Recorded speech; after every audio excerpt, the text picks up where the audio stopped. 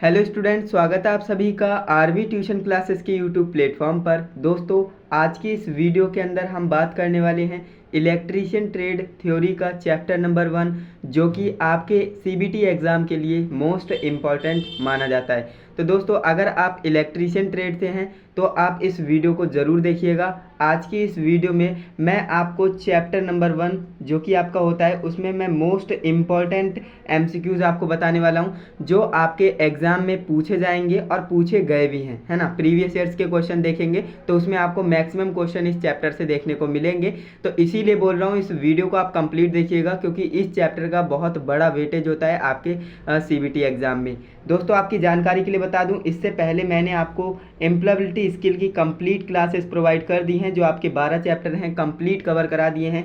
उन 12 चैप्टर में से जो भी आपके लिए इंपॉर्टेंट क्वेश्चंस थे वो मैंने आपको बता दिए हैं। अगर आपने उस वीडियोस को नहीं देखा है तो आप चैनल पर जाएंगे, प्लेलिस्ट सेक्शन को ओपन करेंगे तो वहाँ पर आपको एम्प्लॉयबिलिटी स्किल मिलेगी, और साथ ही साथ मैंने इंजीनियरिंग ड्राइंग जो आपकी ईडी होती है ना, वो भी मैंने आपको कंप्लीटली कवर करा दिया है। तो इसके भी मोस्ट इंपॉर्टेंट क्वेश्चंस आपको उस प्लेलिस्ट में मिल जाएंगे। तो चैनल पर जाइएगा, प्लेलिस्ट सेक्शन को ओपन करके आप उन सभी वीडियोस को देख पाएंगे जो कि आपसे मिस हो गई थी।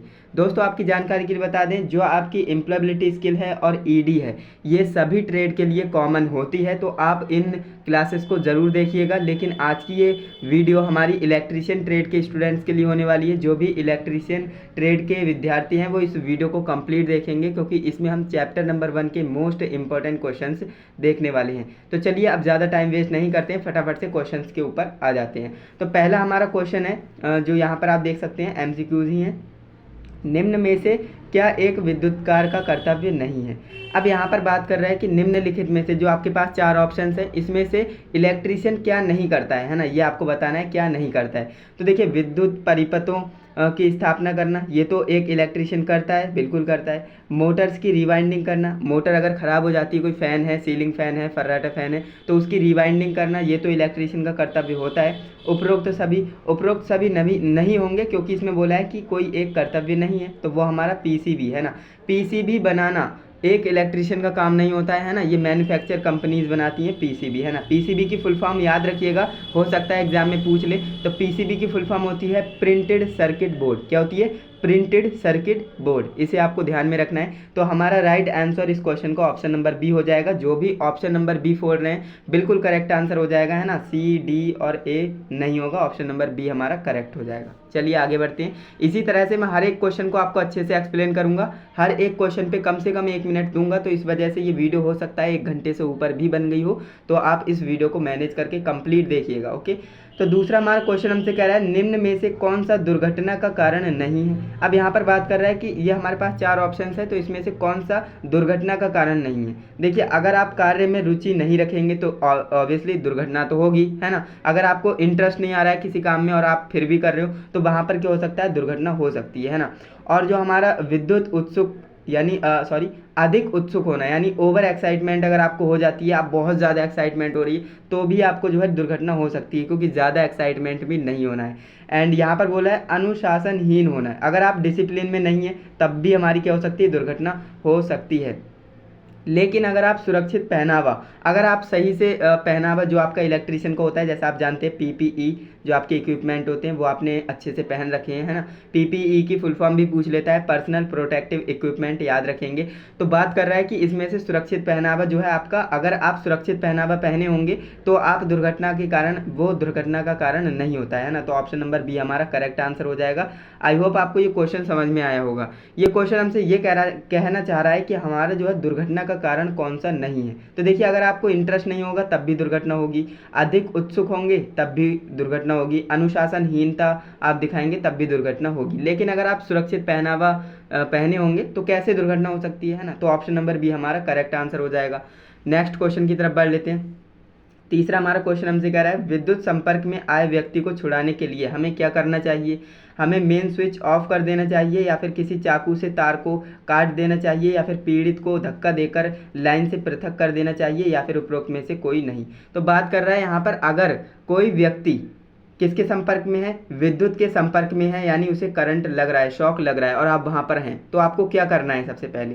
तो देखिए अगर आप चाकू से तार को काटेंगे तो उसे तो करंट लग ही रहा है, साथ में आप भी निपट सकते हो, है ना। तो ऐसा आपको नहीं करना है क्योंकि आपको भी शॉक लग सकता है, तो ध्यान रखेंगे। एंड पीड़ित को धक्का देकर, देखिए पीड़ित को आप धक्का नहीं दे सकते क्योंकि आप धक्का देंगे हाथ से या कैसे भी धक्का देंगे तो आप जो है उसके संपर्क में आएंगे तो आपको भी शॉक लगने के चांसेस हैं, तो आपको ये भी नहीं करना है। अब उपरोक्त में से कोई नहीं, ये होगा नहीं क्योंकि आपका ऑप्शन नंबर ए करेक्ट है, जो कि कह रहा है मेन स्विच को ऑफ कर दें। तो ये आपको करना है। मान लीजिए आपके सामने कोई व्यक्ति, उसे करंट लग रहा है, तो आप सबसे पहले क्या करेंगे, मेन स्विच जो होता है ना उसे आपको ऑफ कर देना है। ऐसा करने से क्या होगा, सारी लाइट बंद हो जाएगी और जो संपर्क में है विद्युत के वो व्यक्ति छूट जाएगा और वो बच जाएगा, है ना। तो ये आपको करना है, आपको जो है ये सारी चीज़ें अच्छे से समझना है। ऐसे ही जो है कंडीशंस आ जाती हैं, किसी आप आईटीआई के बाद किसी इंडस्ट्री में, फैक्ट्री में काम करेंगे तो वहाँ पर ये सारी कंडीशंस आपको याद रखनी पड़ेंगी।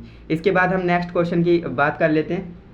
नेक्स्ट हमारा क्वेश्चन है, विद्युतमय तार के संपर्क में आए व्यक्ति के बचाव के लिए आपको प्रथम कदम क्या उठाना चाहिए। देखिए अगर कोई विद्युतमय तार से संपर्क में कोई व्यक्ति आ गया है तो उसे बचाने के लिए आपको पहला कदम क्या उठाना चाहिए।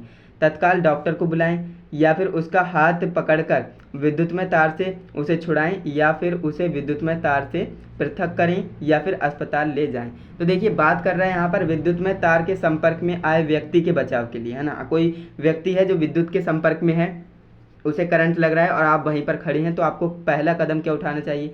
आप डॉक्टर को बुलाएंगे, इतनी देर में तो वो निपट जाएगा, है ना, तो ऐसा आपको नहीं करना है। उसका हाथ पकड़कर विद्युतमय तार से छुड़ाएं। मैंने आपको पहले ही बताया, आपको हाथ पकड़कर या फिर हाथ से उधर धक्का भी नहीं देना है क्योंकि ऐसे में आप भी उसके संपर्क में आ सकते हो और आपको भी शॉक लग सकता है, तो ये भी नहीं कर सकते। अस्पताल ले जाएं, भैया अभी वो मरा नहीं है तो आप उसे अस्पताल ले जाने की सोच रहे हो, है ना, तो ऐसा नहीं करना है। एंड इसके बाद ऑप्शन नंबर सी हमारा 100% करेक्ट होगा क्योंकि ये बोल रहा है उसे विद्युतमय तार से पृथक करेंगे। अब पृथक कैसे करेंगे वो हमारे ऑप्शन नंबर जो हमारा क्वेश्चन नंबर 3 था उसमें बताया था। पृथक कैसे करना है, मेन स्विच को ऑफ करना है ना, मेन स्विच को ऑफ करना है। या फिर आप ऐसा भी कर सकते हो, कोई आपके पास सूखी लकड़ी है तो उससे आप उसके हाथ अगर संपर्क में है तो उसके हाथ को मारकर उसे छुड़ा सकते हो, है ना, तो ये भी कर सकते हो। तो ऑप्शन नंबर सी हमारा इस क्वेश्चन का राइट आंसर हो जाएगा। इस तरह से हम समझते हुए क्वेश्चन को चलेंगे ना, अगर क्वेश्चन घुमाएगा भी तो आप बिल्कुल भी नहीं घूमोगे, है ना, आप उसका राइट आंसर लगा करके आओगे। नेक्स्ट हमारा क्वेश्चन है, एक वैद्युतिक उपकरण को विद्युत स्रोत से संयोजित करने से पूर्व निम्न में से क्या सुनिश्चित करना आवश्यक है। देखिए अगर कोई वैद्युतिक उपकरण है उसे विद्युत स्रोत से आप जोड़ रहे हो तो उससे पहले आपको क्या सुनिश्चित करना है ना, क्या जांचना है। देखिए उपकरण पूर्णतः ठीक है या नहीं, या फिर जो उपकरण है वो सप्लाई देने योग्य है या नहीं, या फिर उपकरण का धात्विक भाग अर्थ है या नहीं। ये सभी चीज़ें आपको क्या करनी है, चेक करनी है। आपका कोई इंस्ट्रूमेंट है तो आप देखेंगे ये पूरी तरह से ठीक हो गया, एंड इसके बाद आप देखेंगे कि इसमें सप्लाई देने लायक है या नहीं, है ना। एंड इसके बाद आप देखेंगे इसका जो मेटल वाला पॉइंट होता है वो अर्थ है नहीं, क्योंकि देखिए प्रेस होती है तो उसका भी एक अर्थ वाला पॉइंट होता है, तो ये अर्थ से कनेक्ट होना चाहिए। एंड उपरोक्त सभी आपका राइट आंसर हो जाएगा ऑप्शन नंबर डी। अगर आप किसी वैद्युतिक उपकरण को विद्युत स्रोत से जोड़ने जा रहे हो तो आपको सबसे पहले ये 3 बातें ध्यान में रखनी है। इसके बाद हमारा नेक्स्ट क्वेश्चन है, सुरक्षा की दृष्टि से फ्यूज सदैव संयोजित करना चाहिए। अब देखिए जो फ्यूज है आपको कहाँ पर संयोजित करना चाहिए, न्यूट्रल तार पर, फेज तार पर, अर्थिंग तार पर, या फिर इनमें से कोई नहीं। तो देखिए जो आपका फ्यूज होता है ना वो हमेशा आपको फेज तार पर लगाना है। क्यों ऐसा मैं इसलिए कह रहा हूँ, आपके 2 तार हैं, एक न्यूट्रल और एक फेज। आप जानते हो आपकी जो करंट होता है वो कहाँ से जाता है और कहाँ को आता है, तो फेज से वो जाता है और न्यूट्रल से आ जाता है। न्यूट्रल आने का रास्ता है और फेज जाने का रास्ता है, तो आप जाने के रास्ते पर लगाएं, क्योंकि अगर मान लीजिए यहाँ पर फेज में ज़्यादा करंट आ रहा है तो वो यहाँ पर फ्यूज जो है वो उड़ जाएगा और आगे करंट नहीं जाएगा और आपके इंस्ट्रूमेंट बच जाएंगे। लेकिन मान लीजिए आप जो है फेज पर फ्यूज ना लगाकर आप लगा रहे हो न्यूट्रल पर, तो भैया जब आपके उपकरण यहाँ पर जुड़े होंगे फेज से, तो यहाँ पर अगर ज़्यादा करंट आ जाता है तो वो तो उड़ जाएंगे, आपके इंस्ट्रूमेंट जो भी होंगे वो ख़राब हो जाएंगे। आने वाले रास्ते पर लगाने से कोई मतलब नहीं है, तो ध्यान रखिएगा फ्यूज़ हमेशा हम फेज तार पर लगाते हैं, तो ऑप्शन नंबर सी हमारा करेक्ट आंसर हो जाएगा। नेक्स्ट हमारा क्वेश्चन है, फ्यूज तार को जो फ्यूज का तार होता है उसे बदलते समय सुरक्षा की दृष्टि से आपको क्या करना अनिवार्य है। अब आप मान लीजिए फ्यूज उड़ गया है और आप उस फ्यूज के तार को बदल रहे हैं, तो उसे बदलने से पहले आपको किन बातों को ध्यान में रखना है ना, तो ये आपको बताना है। देखिए उपकरण का स्विच ऑफ कर दें, या फिर उपकरण की इनपुट सप्लाई बंद कर दें, या फिर मेन स्विच ऑफ कर दें, या फिर मेन स्विच ऑन कर दें। देखिए मेन स्विच ऑन करके आप तो फ्यूज़ को बदलेंगे नहीं, है ना, तो ये तो वैसे ही कट गया। अब बात कर रहा है उपकरण का स्विच ऑफ कर दें, तो उस उपकरण से हमें कोई लेना देना नहीं है, क्योंकि हम मेन लाइट का फ्यूज बदल रहे हैं, तो हमें मेन लाइट के स्विच को ऑफ करना है। बिल्कुल ऑप्शन नंबर सी हमारा करेक्ट हो जाएगा। जो भी ऑप्शन नंबर सी लगा रहे हैं बिल्कुल करेक्ट है। ओके, इसके बाद हम नेक्स्ट क्वेश्चन की तरफ बढ़ लेते हैं। तो देख सकते हैं यहाँ पर हमारा जो नेक्स्ट क्वेश्चन है, क्वेश्चन नंबर 8 हमसे कह रहा है यदि हमें किसी फ्यूज लैंप अथवा खराब पंखे को हटाना है तो ऐसी स्थिति में सबसे उपयुक्त कदम क्या होगा? लकड़ी के स्टूल पर खड़ा होना, रबड़ के दस्ताने पहनना, या फिर सिंगल पोल स्विच को बंद करना, या फिर मुख्य आपूर्ति को बंद करना। अब देखिए यदि हमें किसी फ्यूज लैंप अथवा खराब पंखे को हटाना है ना, मान लीजिए कोई खराब पंखा है, आप उसे हटा रहे हो, निकाल रहे हो, है ना, अनइंस्टॉल कर रहे हो, तो ऐसे में आपको क्या करना है? तो देखिए लकड़ी के स्टूल पर खड़ा होना है, या फिर रबड़ के दस्ताने पहननी है। तो ऐसा आप करेंगे तो आप जो है इलेक्ट्रिक शॉक आपको लग सकता है, तो आपको करना क्या है? मुख्य आपूर्ति को बंद कर दें। ये सबसे बेस्ट तरीका है। ऑप्शन नंबर डी आपका राइट हो जाएगा। मुख्य आपूर्ति जो आपकी मेन स्विच है ना, जहाँ से इलेक्ट्रिसिटी एंटर कर रही है, तो वहाँ पर आपको उस मुख्य आपूर्ति को क्या करना है? बंद करना है। अगर आप उसे बंद करके उपकरण को निकालेंगे या फिर फ्यूज को बदलेंगे तो आपको करंट नहीं लगेगा, क्योंकि वो मुख्य आपूर्ति बंद है। तो ये सबसे बेस्ट तरीका है। ऑप्शन नंबर डी आपको राइट आंसर हो जाएगा। नेक्स्ट हमारा क्वेश्चन है 9 नंबर, विद्युत कार होता है यानी इलेक्ट्रीशियन के जूते के बने होते हैं। जो इलेक्ट्रीशियन होता है उसके जूते किसके बने होते हैं? तो ये आपको बताना है। रबड़ के, प्लास्टिक के, चमड़े के, या फिर ये सभी। तो देखिए प्लास्टिक के तो होंगे नहीं, है ना, चमड़े के भी नहीं होंगे। ऑप्शन नंबर ए आपका राइट हो जाएगा, रबड़ के, है ना। जो इलेक्ट्रीशियन होता है उसके जूते किसके बने होते हैं? रबड़ के बने होते हैं। तो ऑप्शन नंबर ए आपका करेक्ट आंसर हो जाएगा। पीपीई पर्सनल प्रोटेक्टिव इक्विपमेंट के बारे में आपको आगे मैं बताने वाला हूँ, तो टेंशन मत लीजिएगा, उसमें आपको पता लग जाएगा, है ना। नेक्स्ट आपका क्वेश्चन है निम्न में से कौन से सुरक्षा उपकरण पीपीई की श्रेणी में आते हैं? देखिए पीपीई फुल फॉर्म याद रखिएगा, पूछ सकता है, पर्सनल प्रोटेक्टिव इक्विपमेंट। ओके, तो कह रहा है कि पीपीई की श्रेणी में कौन से सुरक्षा उपकरण आते हैं? क्या चश्मा आता है? बिल्कुल आता है। दस्ताने आते हैं? बिल्कुल आते हैं।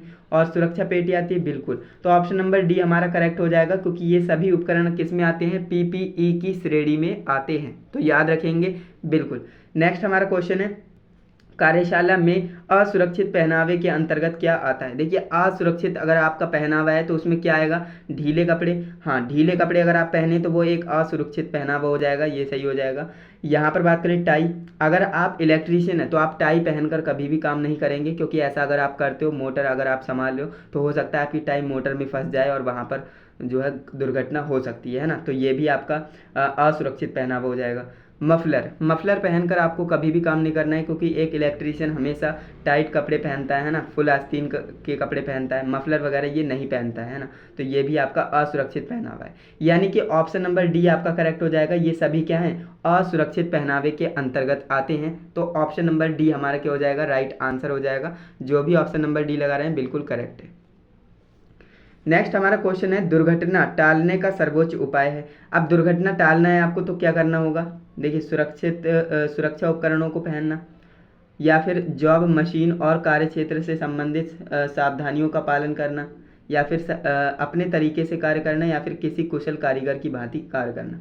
देखिए कुशल कारीगर की भांति तो आप कार्य करेंगे ही, क्योंकि आप इलेक्ट्रीशियन हैं, अपने तरीके से काम करेंगे ही, लेकिन सुरक्षित उपकरणों का भी आप ध्यान रखेंगे। लेकिन जो आपकी जॉब है या मशीन है, कार्य क्षेत्र में संबंधित सावधानियों का पालन करना ये जरूरी है। ये यहाँ पर जो वर्ड आया है ना सावधानी, अगर आप सावधानी नहीं बरत रहे हो, मान लीजिए आप जो है काफ़ी स्किल्ड इलेक्ट्रीशियन हो, है ना, आपको बहुत कुछ आता है, लेकिन अगर आप सावधानियां नहीं बरतेंगे तो वहाँ पर क्या हो जाएगी? दुर्घटना हो जाएगी। तो दुर्घटना को टालना है तो आपको मशीन या फिर कहीं पर भी आप काम कर रहे हो तो आपको सुरक्षा सावधानियों का पालन करना है। तो ऑप्शन नंबर बी आपका करेक्ट आंसर हो जाएगा। क्लियर है? चलिए आगे बढ़ते हैं। नेक्स्ट हमारा क्वेश्चन है निम्न में से कौन सा भौतिक खतरा है? अब भौतिक खतरा कौन सा है? तो ये कंपन है, ध्यान रखेंगे। ऑप्शन नंबर बी राइट हो जाएगा। ये क्वेश्चन पूछा गया है पिछले सालों के पेपर में और इस बार भी पूछा जा सकता है। नेक्स्ट आपका क्वेश्चन है किस प्रकार के व्यावसायिक खतरे का कारण संक्रमण हो सकता है? तो देखिए जैविक जो खतरे होते हैं ना, जो बायोलॉजिकल हजार्ड होते हैं, वो क्या होते हैं? व्यावसायिक खतरे का संक्रमण। जो संक्रमण शब्द आया है ना, ये बायोलॉजी से आता है। तो ऑप्शन नंबर बी आपका राइट आंसर हो जाएगा, जैविक खतरा। ऑप्शन नंबर बी आपका करेक्ट आंसर हो जाएगा। नेक्स्ट आपका क्वेश्चन है जो कि कह रहा है विद्युतिक सप्लाई प्रकार की होती है। विद्युतिक सप्लाई कितने प्रकार की होती है? एसी जिसे हम प्रत्यावर्ती धारा कहते हैं, डीसी जिसे हम दिष्ट धारा कहते हैं। इसकी फुल फॉर्म भी आप याद रखेंगे, एसी अल्टरनेटिव करंट, और जो आपका डीसी होता है डायरेक्ट करंट होता है ना। तो हमारी जो विद्युतिक सप्लाई होती है वो दोनों एसी डीसी दोनों तरह की होती है। ऑप्शन नंबर सी हमारा करेक्ट हो जाएगा, ए और बी दोनों। नेक्स्ट हमारा क्वेश्चन है लाल रंग का बॉर्डर तथा लाल रंग की क्रॉस पट्टी किस प्रकार के सुरक्षा चिन्ह में बनाई जाती है? आपने देखा होगा एक सुरक्षा चिन्ह होता है जो कि लाल कलर का बॉर्डर है और लाल कलर की जो है क्या है, लाल रंग की क्रॉस पट्टी, इस तरह से क्रॉस है ना, ये भी लाल होता है। तो वो कौन सा होता है, वो सुरक्षा चिन्ह कौन सा होता है? देखिए सुरक्षा चिन्ह के कितने प्रकार होते हैं वगैरह वगैरह, ये सारी चीज़ें आगे डिस्कस करने वाले हैं, टेंशन नहीं लेना है, आपको मैं बड़े ही अच्छे तरीके से समझाने वाला हूँ, है ना। तो ये हमारा क्या होता है, निषेधात्मक चिन्ह होता है, ध्यान रखेंगे। ऑप्शन नंबर ए हमारा करेक्ट आंसर हो जाएगा। सूचनात्मक चिन्ह क्या होता है, सकारात्मक क्या होता है, आगे अभी आपको बताने वाला हूँ। नेक्स्ट आपका क्वेश्चन है सूचनात्मक चिन्ह का धरातल किस आकार का होता है? तो वो हमारा वर्गाकार का होता है, इसे भी आपको ध्यान रखना है। ऑप्शन नंबर डी हमारा करेक्ट आंसर हो जाएगा। नेक्स्ट क्वेश्चन की हम बात कर लेते हैं।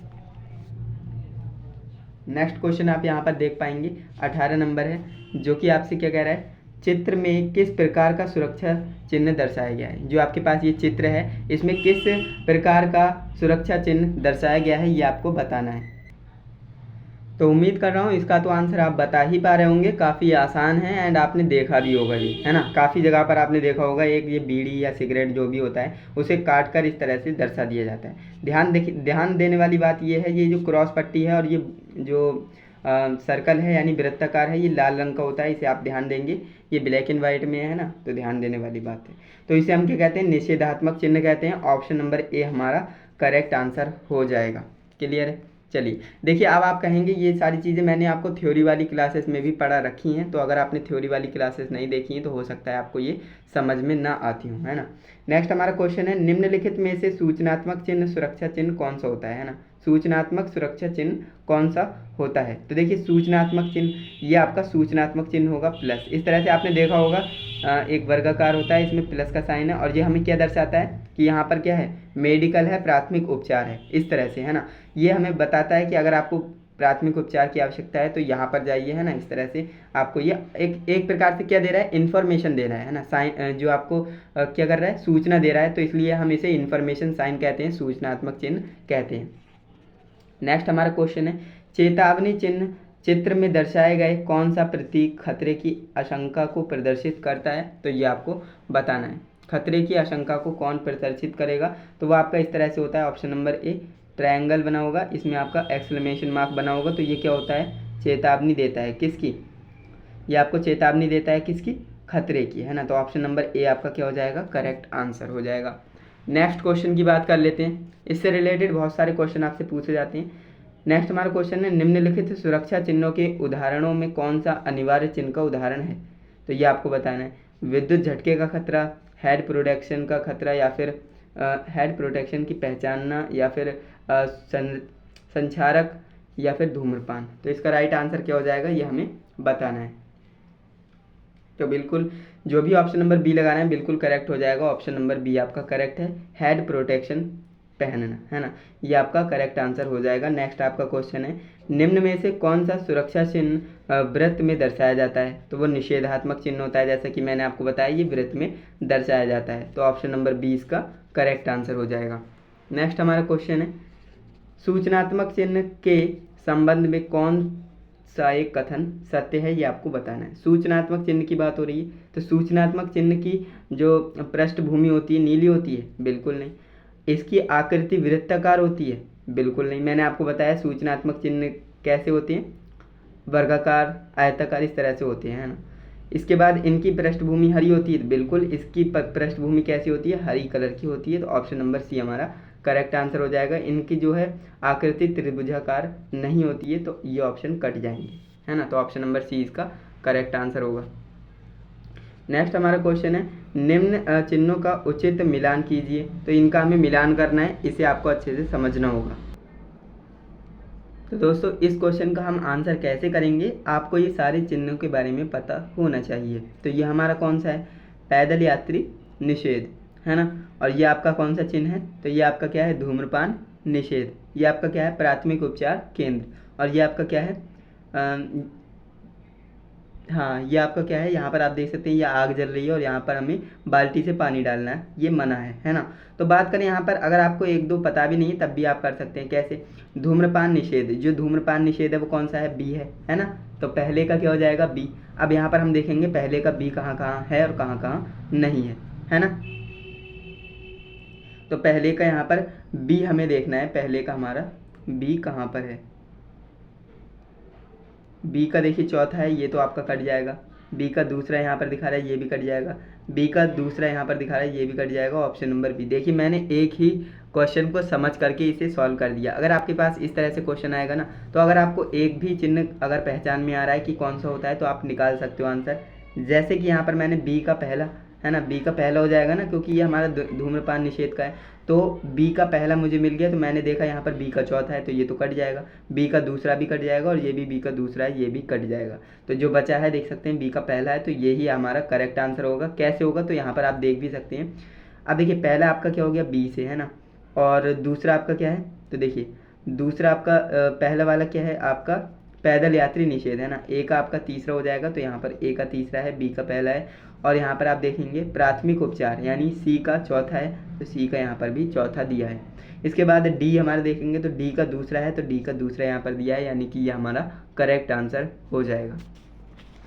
इसके बाद हम बात कर लेते हैं नेक्स्ट क्वेश्चन की, जो कि यहाँ पर हम देख सकते हैं। हमारा 25 नंबर क्वेश्चन हमसे कह रहा है, निम्न में से कौन सा चिन्ह 415 वोल्ट का खतरा प्रदर्शित करता है। तो भाई चेतावनी चिन्ह ही ऐसा करेगा, है ना। निषेधात्मक चिन्ह तो करेगा नहीं, सूचनात्मक चिन्ह भी नहीं और अनिवार्य चिन्ह भी नहीं। तो ऑप्शन नंबर सी हमारा करेक्ट आंसर हो जाएगा। चेतावनी चिन्ह हमें वार्निंग देता है कि यहाँ पर आप मत जाइए, 415 वोल्ट का खतरा है, इस तरह से, है ना। नेक्स्ट हमारा क्वेश्चन है, निम्न कथनों का विचार कीजिए। अब ये जो आपके लिए कथन 1 और कथन 2 दे दिए ना, इस तरह के क्वेश्चन भी पूछे जाते हैं। तो आपको करना क्या है, इन कथन को पढ़ना है और इन पर विचार करना है। देखिए पहला कथन हमसे कह रहा है कि चेतावनी चिन्हों में हरी पृष्ठभूमि उपयुक्त मानी जाती है ना। अब यहाँ पर देखिए चेतावनी चिन्ह होगा, उसमें पृष्ठभूमि कैसी होती है, तो हरी कलर की नहीं होती है ना। तो ये तो आपका क्या है, गलत है। और दूसरे कथन को भी आपको पढ़ना जरूरी है, निषेधात्मक चिन्हों में सफ़ेद पृष्ठभूमि होती है। तो ये बात बिल्कुल सही है, इसमें क्या होती है, सफ़ेद पृष्ठभूमि होती है। तो यानी हमारा पहला कथन क्या है, गलत है, और दूसरा कथन क्या है, सही है। अब आपको ऑप्शंस में आना है। देखिए ऑप्शन हमसे कह रहा है कि कथन 1 सही है, हमने देखा कथन 1 गलत है, तो ये तो हमारा हो नहीं सकता। इसके बाद यहाँ पर आते हैं, तो देखिए कथन 1 और 2 सही, दोनों सही नहीं है, बल्कि कथन 1 गलत है और कथन 2 सही है ना। तो ये आपका नहीं होगा। कथन 1 और 2 दोनों गलत है, दोनों गलत भी नहीं है। इसमें क्या है, कथन 2 हमारा सही है। तो यहाँ पर हम देख सकते हैं ऑप्शन नंबर बी में हमें बोल रहा है कथन 2 सही है, बिल्कुल। ऑप्शन नंबर बी हमारा करेक्ट आंसर हो जाएगा, क्योंकि कथन 2 हमारा सही है, बल्कि कथन 1 हमारा गलत है ना। इस तरह से आपको ये क्वेश्चन करने होते हैं। नेक्स्ट हमारा क्वेश्चन है, जो कि हमसे कह रहा है कौन सा सुरक्षा चिन्ह दर्शाता है कि अमुक चीज़ को अवश्य किया जाना चाहिए। तो वो हमारा अनिवार्य चिन्ह होता है, यानी कि अगर कोई चिन्ह है और उसमें कुछ चीज़ दर्शा रहे हैं तो उसे हमें करना ही करना है, तो वो हमारा अनिवार्य चिन्ह है, वो मैंडेटरी साइन कहलाता है। ऑप्शन नंबर बी हमारा करेक्ट आंसर हो जाएगा। नेक्स्ट हमारा क्वेश्चन हमसे कह रहा है, जहर से खतरे के लिए कौन सा चिन्ह हम प्रयोग में करेंगे। तो देखिए यहाँ पर जहर के खतरे की बात हो रही है, तो ऑप्शन नंबर बी हमारा करेक्ट हो जाएगा, कुछ इस तरह से, है ना। इसे आपने देखा भी होगा। नेक्स्ट हमारा क्वेश्चन है, जो कि हमसे कह रहा है मूल श्रेणी में चेतावनी चिन्ह के पीछे का रंग कैसा होता है। तो वो पीला होता है ना। चेतावनी चिन्ह के पीछे का कलर कैसा होता है, यानी पृष्ठभूमि का कलर कैसा होता है, पीला होता है, ध्यान रखेंगे। ऑप्शन नंबर सी हमारा करेक्ट आंसर हो जाएगा। नेक्स्ट हमारा क्वेश्चन है, जो कि इम्पोर्टेंट है, दिए गए सुरक्षा चिन्ह का नाम आपको बताना है। इस तरह से आपने चिन्ह देखा होगा, ये हमारे क्या है, ग्लव्स हैं, दस्ताने हैं।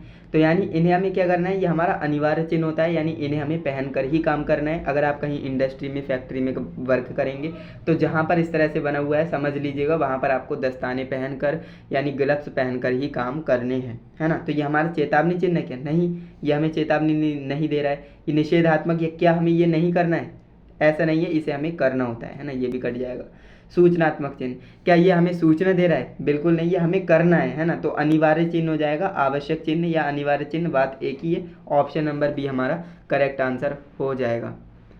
नेक्स्ट क्वेश्चन आप देख सकते हैं जो कि हमसे कह रहा है निम्न में से कौन सा चित्र विकिरण के खतरे को दर्शाता है। विकिरण के खतरे को कौन सा दर्शाएगा, तो ये आपको बताना है। ये तो आग वाला है ना, बिल्कुल ऑप्शन नंबर डी हमारा करेक्ट हो जाएगा। यहाँ पर मैक्सिमम स्टूडेंट्स का आ रहा है, बिल्कुल ऑप्शन नंबर डी हमारा करेक्ट आंसर हो जाएगा। नेक्स्ट क्वेश्चन की तरफ बढ़ लेते हैं। नेक्स्ट क्वेश्चन का देख लेते हैं क्या आंसर राइट होगा। तो यहाँ पर बात करें 32 नंबर क्वेश्चन की, निम्न आकृति में किस प्रकार का सुरक्षा चिन्ह यहाँ पर दर्शाया गया है, यह हमें बताना है। तो यहाँ पर देख लेते हैं आप क्या राइट आंसर लगा रहे हैं। तो बिल्कुल यहाँ पर जो है option number C maximum students का आ रहा है, ऑप्शन नंबर सी हमारा करेक्ट आंसर हो जाएगा। ये हमारा क्या है, चेतावनी चिन्ह है ना, चेतावनी चिन्ह है। नेक्स्ट क्वेश्चन की बात कर लेते हैं जो कि नेक्स्ट हमारा क्वेश्चन है, निम्न में से ऐसा कौन सा महत्वपूर्ण तत्व है जिसकी उपस्थिति से आग लगने की प्रक्रिया जारी रहती है। देखिए अगर कहीं पर आग लगेगी तो कौन सा फैक्टर होता है जिसकी वजह से आग लगती है। क्या ऊष्मा की वजह से आग लगती है, बिल्कुल। ऑक्सीजन की वजह से आग लगती है, बिल्कुल। ईंधन की वजह से आग लगती है, बिल्कुल। देखिए अब मैं बात करता हूँ यहाँ पर, इस तरह से आपने ट्रायंगल देखा होगा है ना।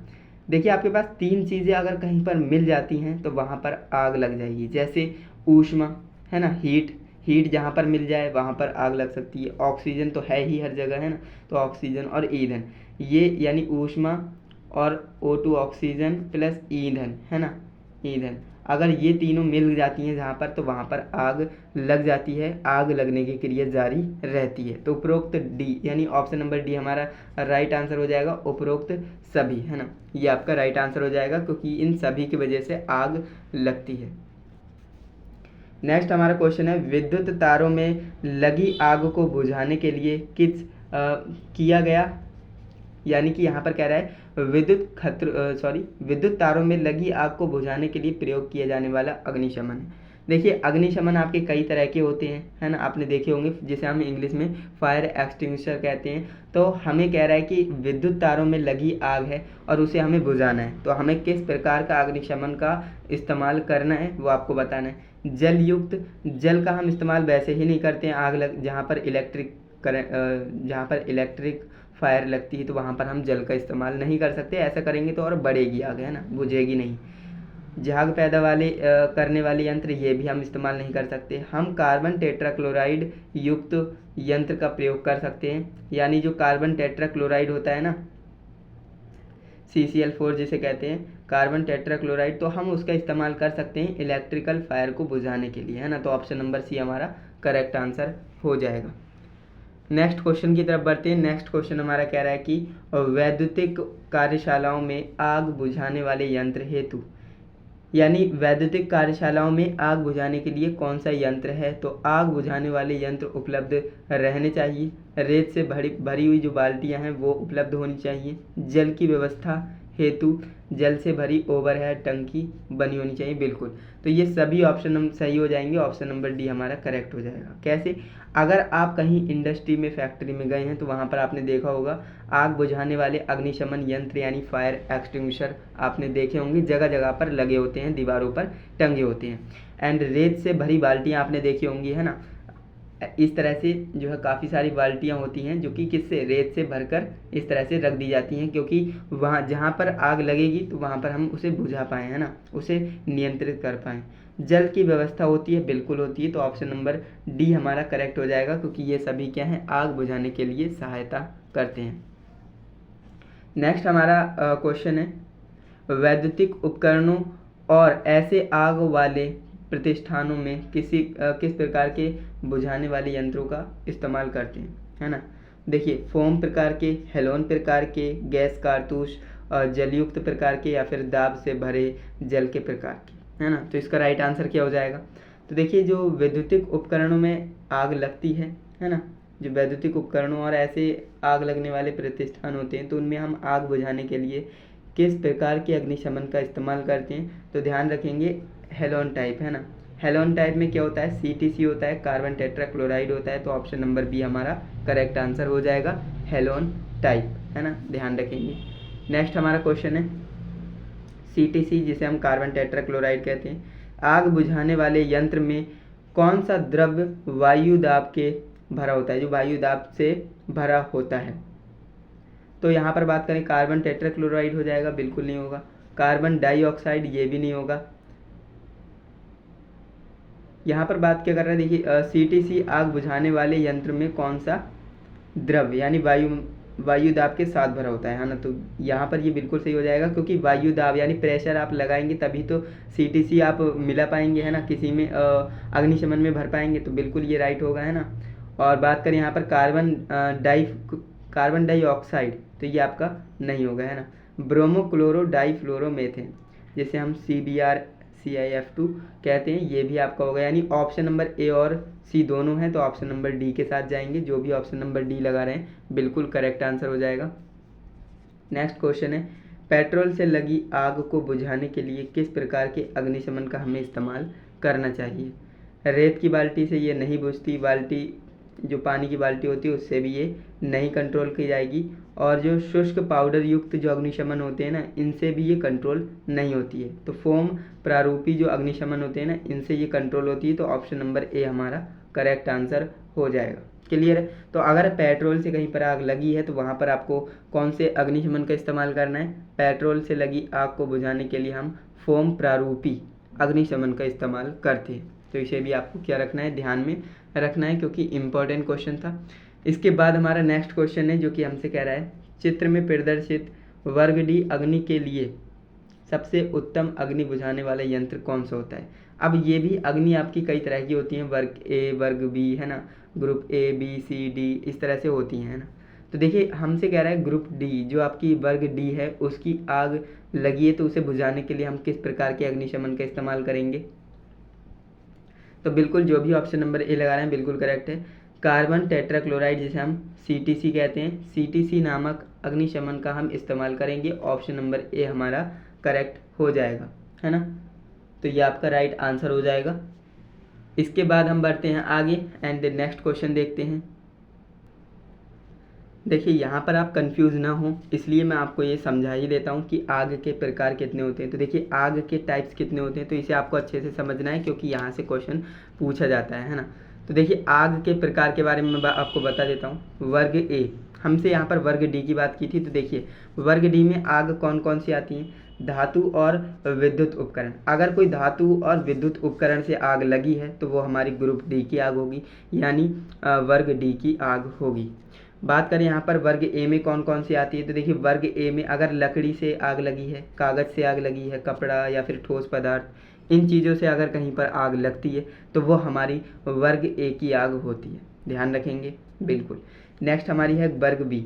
वर्ग बी में किस तरह से आग लगती है। तो देखिए तेल संबंधित आग, जैसे ग्रीस हो गया, है ना, तेल हो गया, जो हमारा गैसोलीन हो गया, या फिर मिट्टी का तेल वगैरह वगैरह, है ना, द्रव्य पदार्थ, यानी द्रव्य पदार्थ होने चाहिए, है ना, जैसे तेल संबंधित आग होती है। तो अगर इस तरह से कहीं पर आग लग रही है तो वो हमारी वर्ग बी की आग होगी। तो इसे भी आपको ध्यान रखना है। अब वर्ग सी की बात करें तो जैसे गैस हो गई, है ना, द्रव्य गैस, यानी गैस से लगने वाली आग वर्ग सी की आग होती है।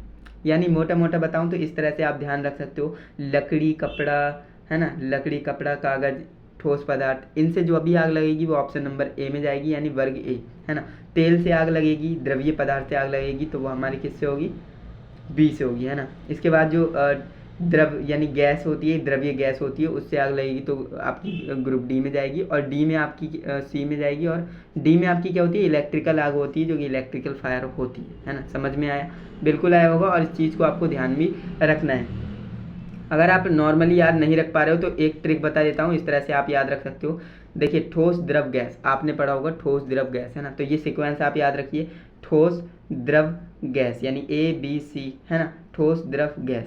अगर ठोस से कहीं पर आग लगेगी तो वह हमारी ग्रुप ए की आग होगी, है ना। द्रव से कहीं गैस आग लगेगी, अब द्रव में क्या क्या आता है, ठोस में क्या क्या आता है, ये आप अच्छे से जानते हो, है ना, इतने समझदार आप हो ही। तो ठोस से जहाँ पर आग लगेगी वो ग्रुप ए की आग होगी, और द्रव से जहाँ आग लगेगी वो हमारी ग्रुप बी की आग होगी, और गैस से जहाँ पर भी आग लगेगी वो ग्रुप सी की आग होगी, और ग्रुप डी में क्या आएगा, इलेक्ट्रिकल, है ना। इतना आप याद रखिए, इलेक्ट्रिकल फायर जहाँ पे लगती है वो ग्रुप डी की आग होती है। तो उम्मीद करता हूँ आपको ये सारी चीज़ अच्छे से समझ में आई होगी। अगर आप चाहें तो स्क्रीनशॉट ले लीजिए, काफ़ी इंपॉर्टेंट चीज़ है, एंड ये मैंने आपको समझा दी क्योंकि यहाँ से क्वेश्चन बनता ही बनता है। तो चलिए अब हम आगे बढ़ते हैं, ये क्वेश्चन आपको अच्छे से समझ में आ ही गया होगा। इसके बाद हमारा नेक्स्ट क्वेश्चन हमसे कह रहा है, किस प्रकार का अग्निशमन यंत्र विद्युत आधारित अग्नि के लिए प्रयोग नहीं करना चाहिए, है ना। तो ये आपको बताना है। अगर कहीं पर इलेक्ट्रिकल फायर लगी है तो आपको किस प्रकार के अग्निशमन का इस्तेमाल नहीं करना है। हेलोन इसका हम करते हैं, कार्बन टेट्रा ये CTC होता है इसका हम करते हैं। फोम टाइप है ना, फोम में हम क्यों नहीं कर सकते, क्योंकि देखिए इसमें क्या होते हैं, झाग होते हैं, और झाग में क्या होती है, नमी होती है, यानी पानी एक प्रकार से होता है ना। तो ऑप्शन नंबर सी का हम इस्तेमाल नहीं कर सकते, क्योंकि हमने आपको बताया जो आपकी विद्युत इलेक्ट्रिकल फायर लगेगी तो वहाँ पर आप अगर पानी डालेंगे तो वो और बढ़ेगी, बुझेगी तो नहीं। तो ऑप्शन नंबर सी आपका करेक्ट आंसर हो जाएगा।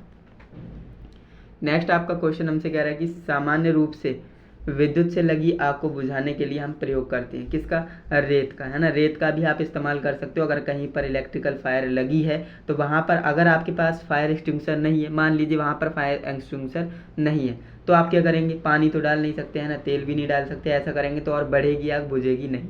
लेकिन अगर आप रेत डालेंगे ना तो रेत से भी क्या हो जाएगी, बुझ जाएगी, है ना। रेत से भी आप आग को बुझा सकते हो। तो ऑप्शन नंबर सी आपका करेक्ट आंसर हो जाएगा। नेक्स्ट आपका क्वेश्चन है CCl4 जिसे हम कार्बन टेट्राक्लोराइड कहते हैं, इसका पूरा नाम क्या है, देखिए वही आपसे पूछ लिया, कार्बन टेट्राक्लोराइड, है ना। इसका क्या नाम होता है, carbon tetrachloride. Option number C आपका करेक्ट आंसर हो जाएगा। नेक्स्ट हमारा क्वेश्चन है जो कि हमसे कह रहा है सभी श्रेणी प्रकार की आग बुझाने के लिए निम्न में से किस बुझाने वाले यंत्र का उपयोग करना चाहिए। तो देखिए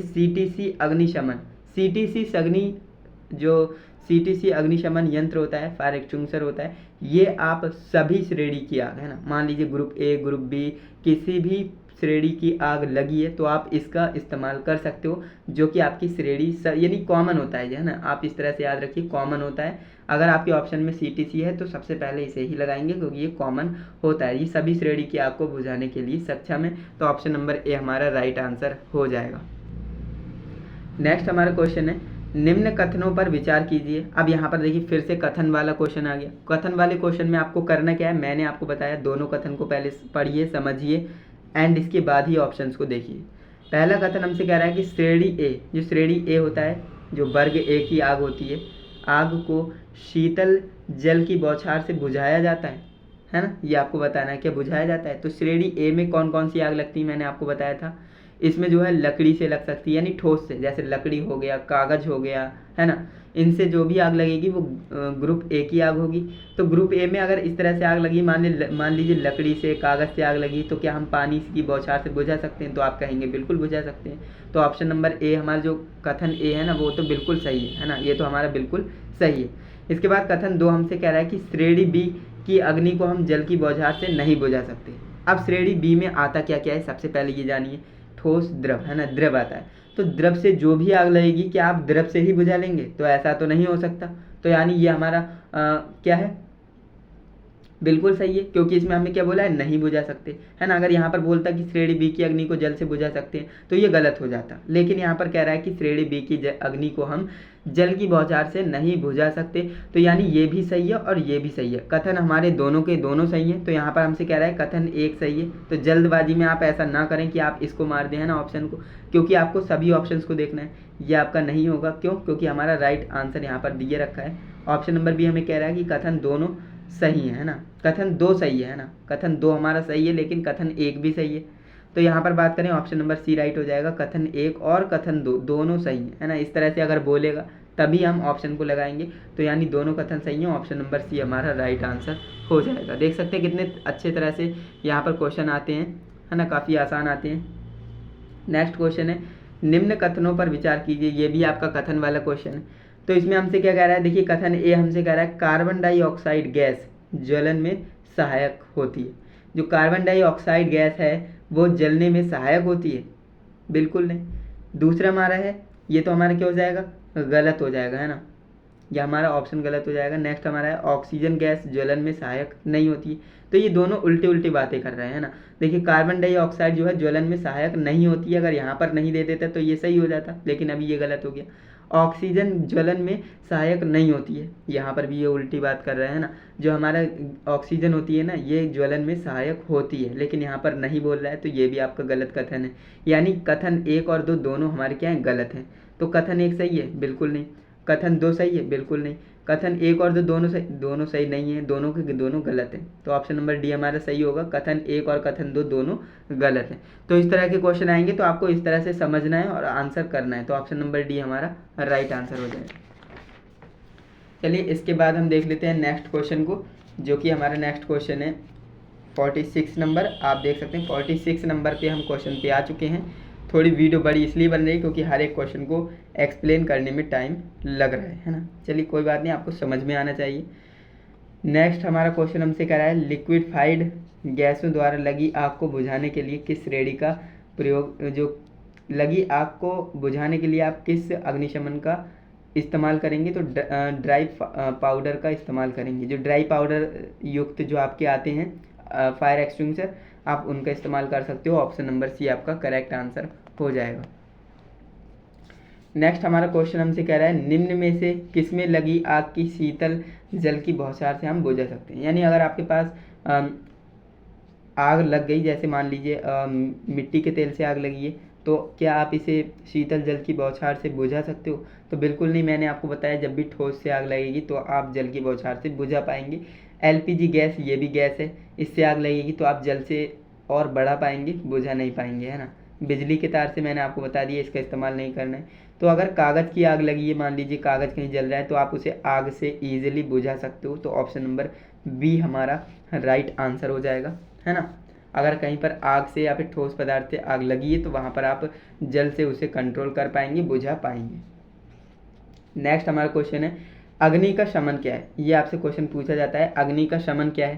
तो देखिए अग्नि में ईंधन मिला ना, अगर आप अग्नि में ईंधन मिलाएंगे तो आपकी आग और बढ़ेगी, है ना। तो ये तो अग्नि का शमन है नहीं। अग्नि का शमन होता है आग को बुझाना, है ना। आग बुझेगी कैसे, तो वही आपको बताना है। अगर आप ईंधन मिलाएंगे तो वो आग बढ़ेगी, बुझेगी नहीं। तो ऑप्शन ए तो हमारा कट गया। नेक्स्ट हमारा क्वेश्चन है अग्नि से ईंधन अलग करना, है ना। अग्नि से ईंधन अलग करना। अब देखिए अग्नि से ईंधन अलग करेंगे तो आग तो बुझ जाएगी, लेकिन ये आसान नहीं होता है ना। अग्नि से आप ईंधन कैसे ही अलग कर पाएंगे? तो ये भी हमारा ऑप्शन कट जाएगा। जल का उपयोग करके तापमान कम कर देना, जल का उपयोग करके तापमान कम कर देंगे, लेकिन अग्नि का शमन ये नहीं होगा। क्यों? क्योंकि मान लीजिए इलेक्ट्रिकल की आग लगी तो क्या जल का उपयोग करके आप तापमान कम कर सकते हो? तो बिल्कुल नहीं कर सकते। तो ये भी आपका ऑप्शन कट जाएगा। बात कर रहा है यहाँ पर अग्नि का ऑक्सीजन की आपूर्ति से अलग करना, बिल्कुल सही, है ना। ऑप्शन नंबर डी आपका करेक्ट आंसर हो जाएगा। अगर कहीं पर आग लगी है तो उसको अगर आप ऑक्सीजन ना दें, है ना, अगर वहाँ पर आप ऑक्सीजन की आपूर्ति बंद कर देते हो, अलग कर देते हो, तो ऐसे में आग ऑटोमेटिकली बुझ जाएगी, है ना। तो ये हमारा राइट आंसर है। अग्नि का शमन होता है कि अग्नि को ऑक्सीजन की आपूर्ति से अलग करना, है ना। नेक्स्ट हमारा क्वेश्चन है अग्निशमक का उपयोग करने का सही क्रम। देखिए ये क्वेश्चन बहुत ज़्यादा पूछता है तो इसे आपको अच्छे से समझना है। मैं एक सबसे आसान और सबसे बेस्ट एग्जांपल आपको देता हूँ। जो आप होली, है ना, होली होती है, होली पर आपने पिचकारी तो चलाई होगी, है ना। इस तरह से पिचकारी होती है। तो पिचकारी आप कैसे यूज़ करते हो? सिंपल, आपको उसी तरह से फायर एक्सटिंग्विशर का यूज़ करना है, समझ लीजिए, है ना। तो पिचकारी आप कैसे यूज़ करते हो? पिचकारी में क्या करते हो, पहले पानी में डालते हो, फिर उसे क्या करते हो, खींचते हो। सबसे पहला काम क्या होता है, खींचना, है ना। तो यहाँ पर देखिए, यहाँ पर भी खींचना है। इसके बाद आप क्या करते हो, खींच लिया तो आपकी जो पिचकारी है उसमें पानी आ गया। इसके बाद आप क्या करते हो, टारगेट लगाते हो। जो भी आपका निशाना होता है, मान लीजिए किसी व्यक्ति के ऊपर आपको पानी डालना है तो आप निशाना लगाएंगे, है ना। तो ये आपका क्या होता है, दूसरा काम होता है निशाना लगाना। मान लीजिए आपके सामने टारगेट है ना, कोई व्यक्ति आ गया है, उस पर आपको पानी डालना है, तो अब आप क्या करेंगे, पिचकारी को क्या करेंगे, दबाएंगे, है ना। क्या करेंगे, दबाएंगे, बिल्कुल दबाएंगे। दबाने से क्या होगा, उसमें से पानी निकलेगा और उस व्यक्ति के ऊपर चला जाएगा, है ना। अब इतना हो गया। इसके बाद आप क्या करेंगे, एक ही तरफ रख के तो दबाते नहीं रहेंगे, है ना, घुमाते हुए, है ना। तो आपको दबाएंगे, फिर बाद में क्या करते हो, आप घुमाते हो, है ना, जिससे कि वो व्यक्ति पूरा भीग जाए, है ना। तो ये हमारा होता है प्रोसेस किसका, जो होली में हम पिचकारी यूज़ करते हैं ना, उसका। तो आपको यही याद रखना है कि पिचकारी की तरह ही आपका ये होता है। हालांकि ऐसा नहीं है, बट आपको ये जो ऑप्शंस है ना, इसे आपको याद रखने में सबसे बेस्ट एग्जांपल यही माना जाता है। अगर आपको पिचकारी यूज़ करना आती है तो आप इसका आंसर कर सकते हो। आपको ये सोचना है कि मैं पिचकारी को कैसे यूज़ कर सकता हूँ। सबसे पहले पिचकारी को खींचेंगे तो क्या होगा, पिचकारी में पानी भरेगा। ये हमारा पहला काम हो गया। दूसरा काम हमारा होता है निशाना लगाना। आपको कोई भी टारगेट लगाना है, आपके सामने कोई व्यक्ति है, निशाने पर आ गया, चलिए। इसके बाद आप क्या करेंगे, दबाएंगे तभी तो पानी निकलेगा और वो व्यक्ति भीग पाएगा।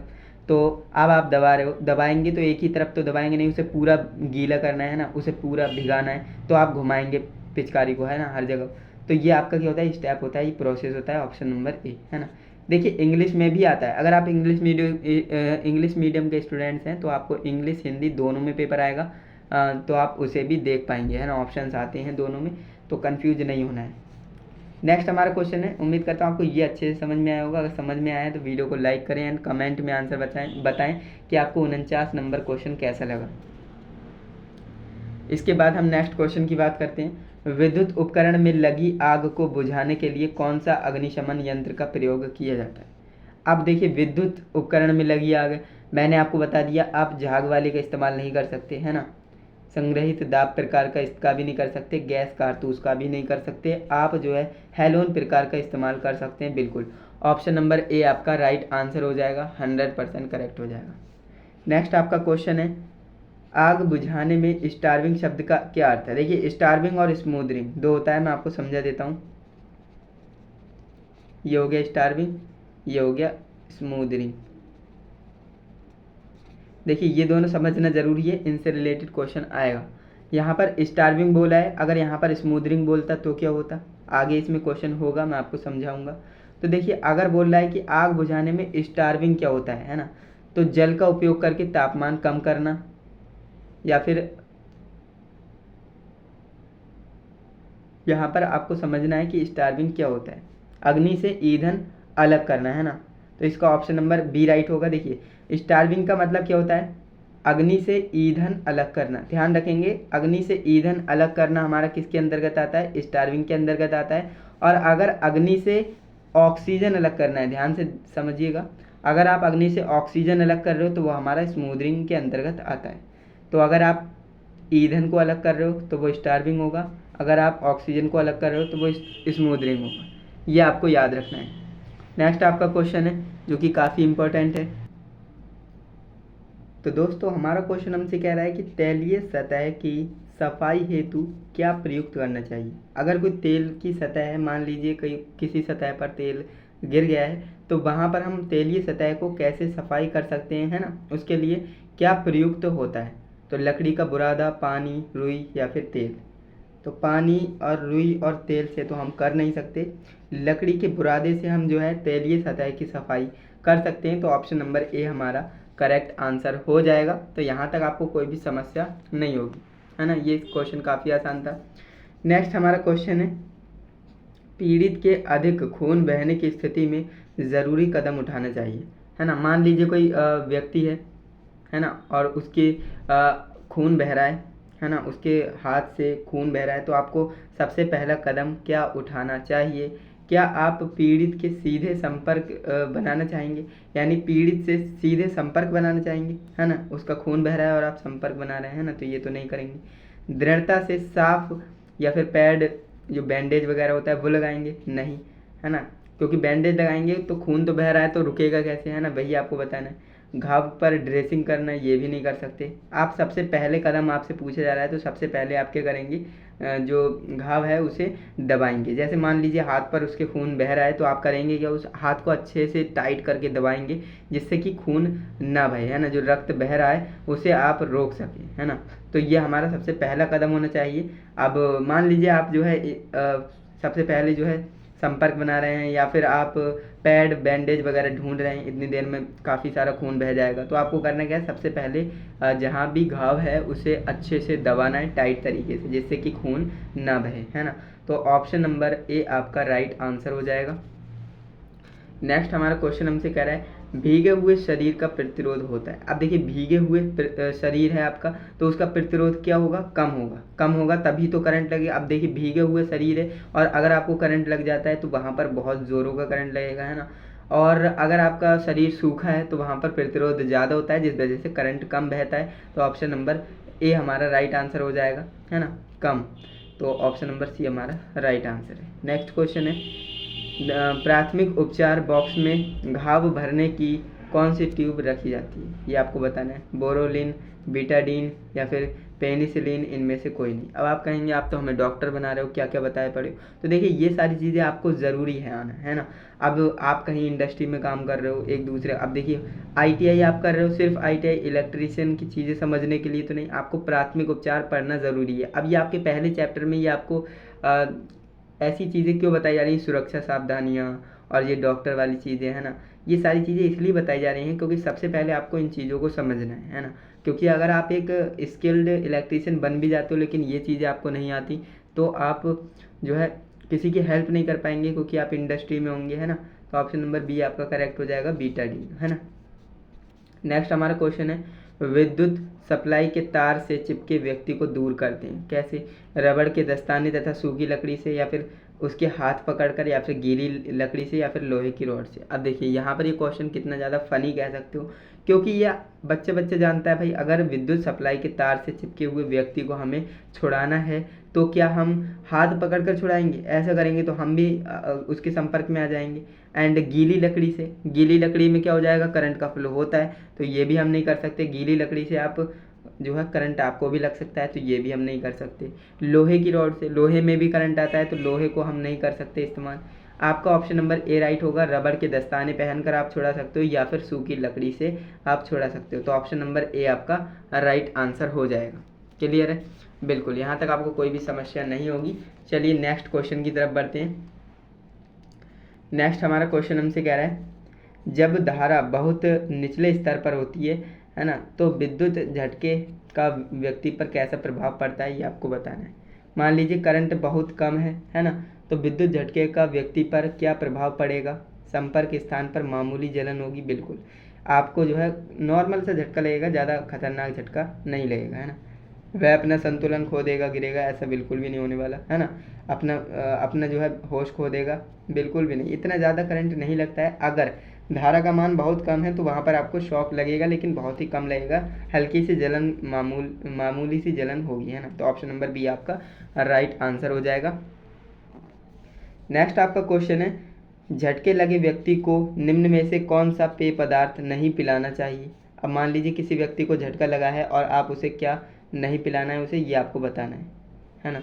चाय, पानी, कॉफ़ी, क्या आपको ये पिलाना चाहिए? बिल्कुल भी नहीं पिलाना चाहिए, है ना। तो ऑप्शन नंबर डी आपका राइट हो जाएगा। ये सभी आपको अगर किसी व्यक्ति को झटका लग गया है और उसे आपको ये सारी चीज़ें नहीं पिलानी है, कहीं आप पानी पिला रहे हो, चाय, कॉफ़ी, है ना, ये आपको नहीं पिलाना है। नेक्स्ट आपका क्वेश्चन है, कृत्रिम श्वसन क्रिया की सरलतम विधि है ना। जो कृत्रिम श्वसन होती है, आर्टिफिशियल जो रेस्पिरेशन होता है, उसके लिए सबसे इजी मेथड कौन सा है? सिल्वेस्टर विधि, शेफर विधि, या फिर मुंह से मुंह में श्वास विधि, या फिर इनमें से कोई नहीं। तो मुंह से मुंह जो विधि होती है ना, तो ये हमारी सबसे आसान विधि होती है कृत्रिम श्वसन की। इसकी ज़रूरत कब पड़ती है, क्यों पड़ती है? देखिए कभी होता क्या है, इलेक्ट्रिकल झटका किसी व्यक्ति को लगता है तो वो अपना होश खो देता है ना। तो सबसे पहले उसे करना क्या होता है, उसे कृत्रिम श्वसन की ज़रूरत होती है ना। तो मुंह से मुंह आप जो है उसके मुंह पर लगाकर, या उसके मुंह पर कपड़ा लगाकर और अपने मुंह से फूंक मारेंगे उसके अंदर, तो ये हमारी कौन सी विधि होती है? मुंह से मुंह श्वसन विधि होती है। तो ऑप्शन नंबर सी हमारा करेक्ट आंसर हो जाएगा। नेक्स्ट क्वेश्चन की बात कर लेते हैं। नेक्स्ट हमारा क्वेश्चन है, निम्न में से किस विधि से पीड़ित के पीठ के बल लिटाकर उसकी पीठ को नीचे से तकिए लगाते हैं? तो ये आपको बताना है ना।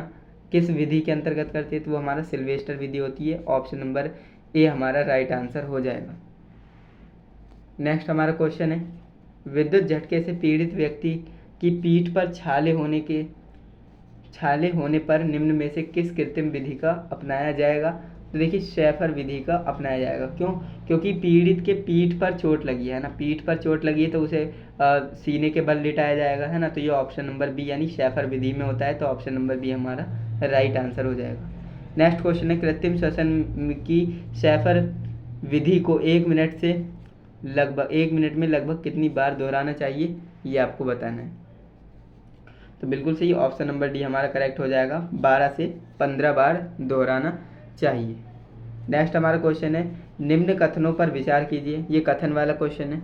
देखिए पहला कथन हमसे कह रहा है, सिल्वेस्टर विधि में पीड़ित के पीठ के बल लिटाया जाता है। जो सिल्वेस्टर विधि होती है, क्या हम उसे पीड़ित को पीठ के बल लिटाते हैं? तो बिल्कुल सही, ये हमारा कथन क्या है, सही कह रहा है। नेक्स्ट कथन हमारा है, शेफर विधि में भी पीड़ित को पीठ के बल ही लिटाया जाता है। जैसा कि मैंने अभी अभी आपको बताया, जो शेफर विधि थी हमारी, है ना, कहाँ गया, यहाँ पर मैं आपको दिखाता हूँ एक बार। शेफर विधि, हाँ यहाँ पर आप देख सकते हैं शेफर विधि में कह रहा है पीठ पर छाले हैं, तो पीठ के बल आप कैसे लिटा सकते हो, है ना। तो इसीलिए मैं कह रहा हूँ कि ये हमारा ऑप्शन गलत हो जाएगा। शेफर विधि में हम पीड़ित को पीठ के बल नहीं लिटाते बल्कि हम सीने के बल लिटाते हैं, यानी ऑप्शन कथन जो हमारा 2 है ना वो गलत है, कथन 1 हमारा सही है। तो कथन 1 सही है, कथन 2 सही है, कथन 2 तो हमारा गलत है। कथन 1 और 2 दोनों सही हैं, दोनों हमारे सही नहीं है। कथन 1 और 2 दोनों गलत हैं, दोनों गलत भी नहीं है ना। हमारा कथन 1 सही है और कथन 2 गलत है, यानी ऑप्शन नंबर ए हमारा राइट आंसर हो जाएगा। नेक्स्ट क्वेश्चन है जो कि मिलान टाइप है ना। इस तरह के क्वेश्चन भी पूछे जाते हैं कि मिलान कीजिए। देखिए मिलान किस तरह से आपको करवा रहा है कि पीड़ित के मुंह से नकली दांत, पान, तंबाकू आदि निकलना, है ना, या फिर मेन स्विच को ऑफ करना। अब मेन स्विच को ऑफ आप क्यों करेंगे, है ना, मेन स्विच को ऑफ क्यों करेंगे? विद्युत संपर्क में आए व्यक्ति को छुड़ाने के लिए, है ना। तो आपका बी जो है तीसरे से मिल जाएगा। इसके बाद बेहोश हो जाना, है ना, बेहोश हो जाना, तो कृत्रिम श्वसन क्रिया आप देंगे उसे, है ना, तो ये आपका सी का दूसरा हो जाएगा। मुंह से मुंह में श्वसन भरना, यानी मुंह से मुंह में श्वास भरना, ये किसके अंतर्गत आएगा? तो विद्युत झटके से व्यक्ति, अगर किसी को विद्युत झटका लग गया है तो उसके लिए, है ना। और प्राथमिक उपचार की विधि आपके ऑप्शन नंबर ए के साथ हो जाएगा। तो कुल मिलाकर बात करें तो यहाँ पर आपका ऑप्शन नंबर डी करेक्ट हो जाएगा। पहले का चौथा है, देख सकते हैं, और दूसरे का क्या है? तीसरा, दूसरे का तीसरा है, तीसरे का क्या है? दूसरा, तीसरे का दूसरा है, चौथे का क्या है? पहला, चौथे का पहला, है ना। तो ये आपका option number D correct answer हो जाएगा। इस तरह से आपको ये क्वेश्चन करना है अगर आपके एग्जाम में आ जाता है तो। नेक्स्ट क्वेश्चन की बात कर लेते हैं। नेक्स्ट हमारा क्वेश्चन है 65 नंबर, जो कि हमसे कह रहा है यदि किसी महिला कारीगर को मुंह से मुंह में श्वसन देना है तो उपयुक्त विधि है रबर बॉल का प्रयोग करें, या फिर स्वच्छ रुमाल का प्रयोग करें, या फिर जेल का प्रयोग करें, या फिर इनमें से कोई नहीं। तो आपको रबर बॉल का इस्तेमाल करना है, तो ऑप्शन नंबर ए आपका राइट आंसर हो जाएगा। नेक्स्ट आपका क्वेश्चन है यदि एक मरीज मुंह से मुंह श्वसन प्रक्रिया जो होती है पर सही प्रतिक्रिया नहीं कर रहा है तो आपको प्राथमिक उपचार में क्या करना चाहिए? तुरंत चिकित्सा सहायता ढूंढनी चाहिए, बिल्कुल, है ना। अगर आपने मुंह से मुंह श्वसन क्रिया अपना ली, ये प्रोसेस करके देख लिया, लेकिन फिर भी जो है मरीज कोई रिस्पॉन्स नहीं कर रहा है ना, प्रतिक्रिया नहीं दिखा रहा है, तो आपको क्या करना है? तुरंत चिकित्सक को बुलाना है ना, उससे संपर्क करना है, उससे सहायता लेनी है। तो ऑप्शन नंबर ए हमारा करेक्ट आंसर हो जाएगा। नेक्स्ट हमारा क्वेश्चन है यदि कोई पीड़ित व्यक्ति के लिए जिसकी छाती और पेट पर क्या है? चोट लगी है, तो उसे हम किस विधि से जो है श्वसन दे सकते हैं? तो शैफर विधि। देखिए शैफर विधि में सीने के बल लिटाया जाता है ना, तो ये तो होगा नहीं, क्योंकि सीने पर भी क्या है? चोट है, यानी छाती पर क्या है? चोट है। मुंह से मुंह विधि, ये भी हम नहीं अपना सकते क्योंकि इसे भी लिटाल करके करना होता है। मुंह से नाक विधि, है ना, मुंह से नाक विधि भी नहीं कर सकते। आप नेल्सन विधि का इस्तेमाल कर सकते हो, बिल्कुल। ऑप्शन नंबर डी हमारा करेक्ट आंसर हो जाएगा। नेक्स्ट हमारा क्वेश्चन है, ये काफ़ी बार पूछे गए हैं, नीचे दिए गए जो पीपीई उपकरण है, जिसे हम व्यक्तिगत रक्षक उपकरण कहते हैं, इसे हिंदी में पर्सनल प्रोटेक्टिव इक्विपमेंट कहते हैं, इसका नाम आपको बताना है कि इसका नाम क्या है। क्या ये नाक कवच है? बिल्कुल नहीं। क्या ये सर का कवच है? ये भी नहीं है। चेहरे का कवच भी नहीं है। ये हाथ स्क्रीन है ना, हाथ स्क्रीन। ये ज़्यादातर जो है वेल्डर वाले इस्तेमाल करते हैं, आपने देखा होगा, हाथ से पकड़ करके और वेल्डिंग करते हैं ना। तो ये हमारा जो है ऑप्शन नंबर डी हमारा राइट हो जाएगा, हाथ स्क्रीन। नेक्स्ट हमारा क्वेश्चन है अपशिष्ट जो निदान है कौन सी विधि में गर्मी पैदा होती है? अपशिष्ट निपटान करके भी आएगा, ध्यान रखेंगे, कंफ्यूज नहीं होना है। अपशिष्ट निदान या अपशिष्ट निपटान विधि में कौन सी गर्मी पैदा करती है? तो वो हमारा भस्मीकरण है ना। भस्मीकरण में क्या होगी? हीट पैदा होगी, गर्मी पैदा होगी। तो ऑप्शन नंबर सी हमारा राइट आंसर हो जाएगा। नेक्स्ट हमारा क्वेश्चन है धुएं से सुरक्षा के लिए किस व्यक्तिगत सुरक्षा उपकरण का इस्तेमाल करना है ना। जो अगर आपको धुएं से सुरक्षा लेनी है तो उससे जो है पीपीई जो आपके इक्विपमेंट होते हैं, तो किस इक्विपमेंट का आपको इस्तेमाल करना है? एप्रन का, इसका नहीं करना है। चश्मे से नहीं करना है। नाक का नहीं करना है। सबसे पहले कान का नहीं करना है, नाक का करना है, क्योंकि आप जो है सांस लेंगे तभी आप जीवित रह पाएंगे, है ना। तो सबसे पहले आपको सांस लेना अच्छे से कंफर्टेबल होना चाहिए, तो आप नाक कवच का इस्तेमाल करेंगे। ऑप्शन नंबर डी आपका राइट आंसर हो जाएगा। नेक्स्ट आपका क्वेश्चन है यह कौन सी अपशिष्ट निदान विधि है जिसमें ऊर्जा बचाती है? यानी वो हमारी पुनर्चक्रण है, जिसे हम रिसाइकलिंग कहते हैं, ना। तो ऑप्शन नंबर बी हमारा राइट आंसर हो जाएगा। इसमें से दो ही क्वेश्चन पूछेगा, एक कहेगा कि किसमें गैस जो इसमें देखिए दो तरह के क्वेश्चन पूछेगा, आपसे पूछेगा कि ऐसी कौन सी अपशिष्ट निदान विधि है या निपटान विधि है जिसमें ऊर्जा की बचत होती है, तो वो हमारा पुनर्चक्रण हो जाएगा। अगर कहेगा ऐसी कौन सी अपशिष्ट निदान या निपटान विधि है जो गर्मी पैदा करती है, तो वो हमारा भस्मीकरण हो जाएगा। तो ध्यान रखेंगे, इसका right answer option number B है। ओके, तो नेक्स्ट हमारा क्वेश्चन हमारा मिलान टाइप आ रखा है, इसे हम करके देखते हैं। देखिए सिर की सुरक्षा, सिर की सुरक्षा कौन और कैसे कर सकता है ना, तो हेयर नेट है ना, हेयर नेट क्या कर सकता है, सिर की सुरक्षा कर सकता है। और श्रवण की सुरक्षा, श्रवण की सुरक्षा कौन कर सकता है, तो मफ कर सकता है। पैरों की सुरक्षा कौन कर सकता है, पैरों की सुरक्षा हमारे एंकलेट कर सकता है, जिसे हम सेफ्टी शू भी कहते हैं, है ना। और श्वसन की सुरक्षा कौन कर सकता है, गैस रेस्पिरेटर कर सकता है, बिल्कुल। तो पहले का कौन सा है, पहले का चौथा है, यहाँ पर मिल रहा है। दूसरे का कौन सा है, तीसरा यहाँ पर मिल रहा है। तीसरे का कौन सा है, दूसरा यहाँ पर मिल रहा है। चौथे का कौन सा है, पहला यहाँ पर मिल रहा है। तो ऑप्शन नंबर बी हमारा करेक्ट आंसर हो जाएगा। नेक्स्ट क्वेश्चन की बात कर लेते हैं, जो कि यहाँ पर आप देख पाएंगे। नेक्स्ट हमारा क्वेश्चन है आपातकालीन प्रतिक्रिया का प्रकार नहीं है ना, आपातकालीन प्रतिक्रिया का प्रकार नहीं है। आग पकड़ना, शक्ति विफलता या फिर प्रणाली विफलता या फिर कारीगर विफलता, बिल्कुल ऑप्शन नंबर डी हमारा राइट है, जो कि आपातकालीन प्रतिक्रिया का उदाहरण नहीं है या फिर प्रकार नहीं है। नेक्स्ट आपका क्वेश्चन है निम्न में से कौन सा अपशिष्ट का स्रोत है, तो वो हमारे ये सभी होते हैं, यानी उद्योग, कृषि, चिकित्सालय है ना, ये सभी हैं। तो ऑप्शन नंबर डी हमारा राइट आंसर हो जाएगा। नेक्स्ट क्वेश्चन की हम बात करें तो नेक्स्ट क्वेश्चन हमसे कह रहा है निम्न में से कौन किस अपशिष्ट निरंतर विधि ऊर्जा की बचत करती है। अभी आपको बताया पुनर्चक्रण होता है ना, ऑप्शन नंबर बी राइट हो जाएगा। नेक्स्ट आपका क्वेश्चन है यदि किसी व्यक्ति को 20 मिली एम्पियर धारा का झटका लगता है तो क्या प्रभाव होगा, है ना।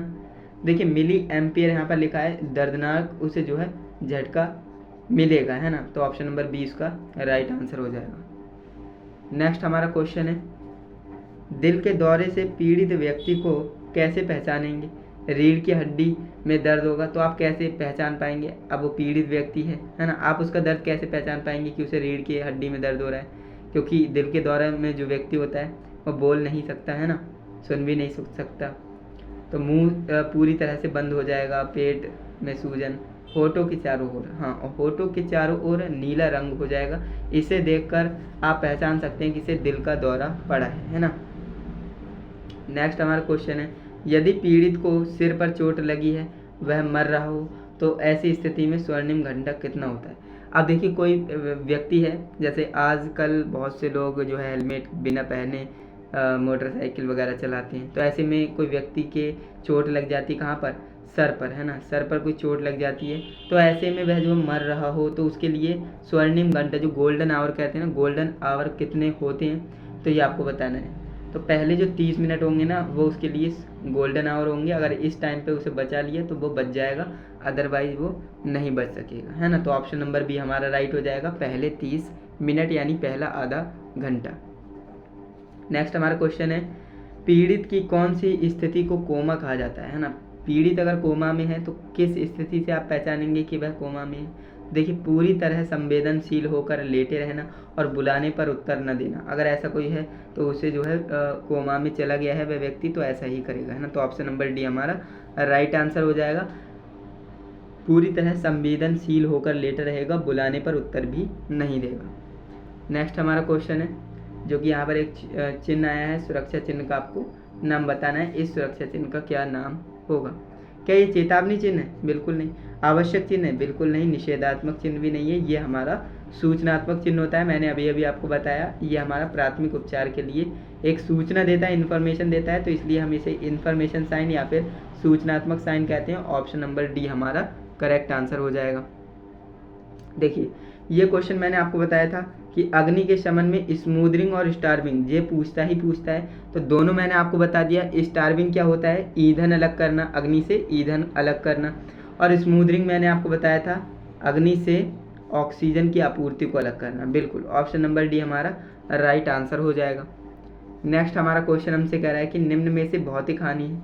निम्न में से भौतिक हानि क्या है, मैंने आपको बताया ये रिपीटेड क्वेश्चन है, कंपन, है ना, कंपन हमारा क्या है, भौतिक हानि होता है, तो ऑप्शन नंबर बी हमारा राइट आंसर हो जाएगा। इसके बाद कुछ क्वेश्चन और बचे हैं, जिसके बाद आपका ये चैप्टर क्या हो जाएगा, फिनिश हो जाएगा। तो यहाँ पर देख लेते हैं 83 जो हमारा क्वेश्चन है, हमसे कह रहा है कि 5S संकल्पना में कौन सा स्टैंडर्डाइजेशन इंगित करता है। अब देखिए 5S संकल्पना होती क्या है, तो ये आपने पढ़ा होगा थ्योरी में, अगर नहीं पढ़ा है तो पढ़ लेना, क्योंकि इससे रिलेटेड भी क्वेश्चन पूछा जाता है। 5S संकल्पना है ना, तो इसमें क्या होता है, देखिए स्टैंडर्डाइजेशन कह रहा है, तो ये हमारे चौथे चरण में होता है। 4 चरण होते हैं, हालांकि 5 होते हैं 5S संकल्पना में, तो आपको ध्यान रखना है। वो आपसे कुछ भी पूछ सकता है कि द्वितीय चरण में क्या होता है, प्रथम चरण में क्या होता है ना, ये सारी चीज़ें होती है, छटनी करना है ना, व्यवस्थित करना, तो ये सारी चीज़ें होती हैं, तो आप पढ़ लेना। ऑप्शन नंबर डी हमारा राइट आंसर हो जाएगा। नेक्स्ट हमारा क्वेश्चन है सड़क सुरक्षा का ये जो चिन्ह दे रखा है वो हमारा कौन सा चिन्ह है, इसका नाम आपको बताना है। बिल्कुल, ये हमारा आवश्यक साइन होता है, इसका मतलब क्या होता है, रुको, है ना, क्या होता है, रुको यानी रुकना। अगर आपको इस तरह से बोर्ड लगा हुआ दिख रहा है कहीं पर, तो समझ जाना है कि वो रुकने के लिए कह रहा है ना। तो ये आपका ऑप्शन नंबर ए आपका राइट आंसर हो जाएगा। नेक्स्ट क्वेश्चन की बात करें तो नेक्स्ट क्वेश्चन हमसे कह रहा है कि भारी भार उठाने और स्थानांतरित करने के लिए किस पद्धति का इस्तेमाल करते हैं, तो वो हमारा क्रेन और स्लिंग होता है, तो ऑप्शन नंबर बी हमारा राइट आंसर हो जाएगा। काफ़ी बुक्स में मशीन चलित प्लेटफॉर्म है, तो ये नहीं होता है, क्रेन और स्लिंग हमारा राइट आंसर होगा, option number B. Okay, next हमारा लास्ट क्वेश्चन है इस वीडियो का, जो कि हमसे कह रहा है कि निम्न जो सचेतक चिन्ह आपको दे रखा है, सूचनात्मक चिन्ह, इसका नाम क्या है ना। देखिए ये सचेतक है यानी सूचनात्मक चिन्ह है, ये तो इसने ही बता दिया। कह रहा है इसका नाम क्या है, विद्यालय ये नहीं होगा, संरक्षित ये भी नहीं होगा, असंरक्षित भी नहीं होगा, पैदल क्रॉसिंग, इसका नाम क्या है, पैदल क्रॉसिंग है, ऑप्शन नंबर डी हमारा राइट आंसर हो जाएगा। क्लियर है। तो इस तरह से आपने देखा आज की इस वीडियो में मैंने आपको टॉप के 86 क्वेश्चन बताए, जो कि आपके जो ट्रेड थ्योरी बुक के होने वाले हैं, चैप्टर नंबर 1 के होने वाले हैं। इसी तरह से मैं आने वाली वीडियोस में आपको हर एक चैप्टर के मोस्ट इम्पॉर्टेंट क्वेश्चंस बताऊंगा, जो कि आपके परीक्षा के लिए, सीबीटी एग्ज़ाम के लिए मोस्ट इम्पॉर्टेंट होने वाले हैं। एंड जितने भी क्वेश्चन आपकी बुक में है ना, कम से कम आपको उन्हें एक नज़र तो देखना ही होगा। लेकिन मैं वीडियोज़ इसलिए बना रहा हूँ जिससे कि मैं आपको हर एक क्वेश्चन को एक्सप्लेन कर पाऊँ, क्योंकि क्वेश्चन आपसे पूछा ही जाएगा, और अगर आपने क्वेश्चन को पढ़ रखा है, अच्छे से समझ रखा है, तो क्वेश्चन कितना भी घुमाएं आप नहीं घूमने वाले, है ना। तो आप उस क्वेश्चन को कर ले जाएंगे। तो जैसा कि मैंने आपको बताया, ये हमने चैप्टर 1 कवर कर लिया। इसके बाद चैप्टर 2 वीडियो आएगी, उसे देखने के लिए आपको चैनल को सब्सक्राइब कर लेना है, जिससे कि आने वाली वीडियोस की नोटिफिकेशन आप मिस ना कर सकें। और बाकी अगर आपको वीडियो अच्छी लगी है, मेरे द्वारा समझाया गया आपको समझ में आया है, एक्सप्लेनेशन अच्छी लगी है, तो आप कमेंट ज़रूर करिएगा, है ना, और वीडियो को लाइक करिएगा ज़्यादा से ज़्यादा। और अगर आपके दोस्त भी ITI कर रहे हैं ना, तो उन्हें भी इस वीडियो को शेयर कर दीजिएगा, जिससे कि वो भी पढ़ पाएँ, इंपॉर्टेंट क्वेश्चन समझ पाएँ, है ना। और मैंने आपको बता ही दिया कि एम्प्लॉयबिलिटी स्किल और ED इंजीनियरिंग ड्राइंग, ये दोनों मैंने ऑलरेडी कवर कर रखा है। अगर आपने वीडियोस नहीं देखी हैं तो आप प्लेलिस्ट पर जाइए, या फिर इस वीडियो के डिस्क्रिप्शन बॉक्स को चेक करिए, वहाँ पर आपको वीडियोस मिल जाएंगी, तो वहाँ से जाकर आप उन्हें कंप्लीट कर सकते हो। तो चलिए दोस्तों, आज के लिए बस इतना ही। मिलते हैं नेक्स्ट इंटरेस्टिंग इन्फॉर्मेटिव वीडियो के साथ। तब तक के लिए जय हिंद, वंदे मातरम।